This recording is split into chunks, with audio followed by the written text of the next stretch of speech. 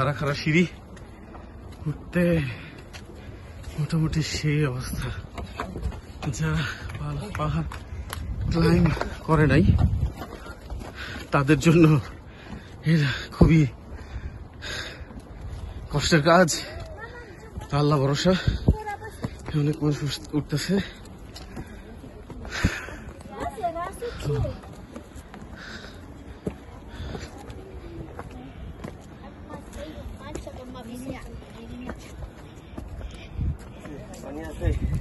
পানি আছে আছে, থ্যাংক ইউ।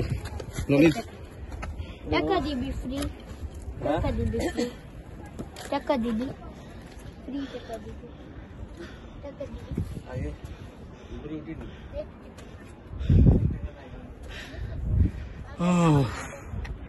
সেই লেভেলের কষ্ট আল্লাহর নবী করছিল।